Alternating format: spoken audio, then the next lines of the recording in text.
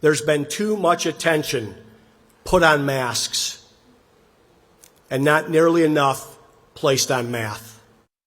When it comes to education, Governor Ducey hit on a series of hot-button topics like school choice and critical race theory. And he insists Arizona schools will stay open as the state grapples with surging COVID cases.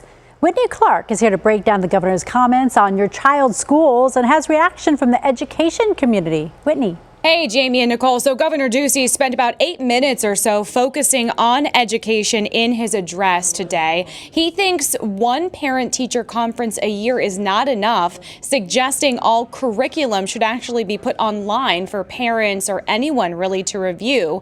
Some, though, feel like there wasn't a real acknowledgement of school teachers and what they have been doing the last 2 challenging years of the pandemic. Let's think big and find more ways to get kids in the school of their parents' choice. Send me the bills and I'll sign them. Expanding open enrollment, more charter schools, and more educational freedom for families, especially for those who can't move to a new neighborhood. Many of our poor kids and children of color are trapped in a failing school.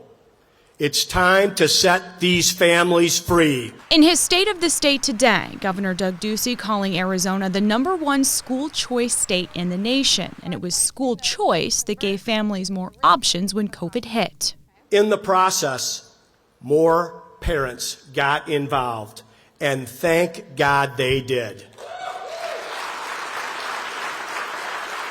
While the governor was met with moments of applause, not everyone in education was clapping.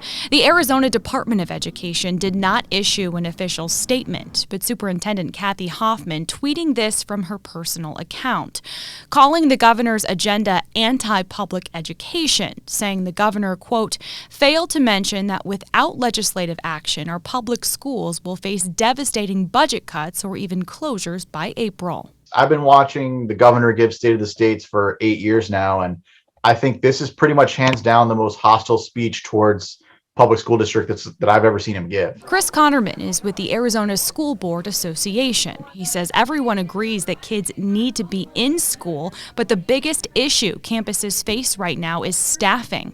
Connerman believes students and parents have separate needs, which may require different approaches. Charters can't fit the bill for every student, nor should they. Private schools the same. And so what's really required is a partnership between our state's leaders and public district schools.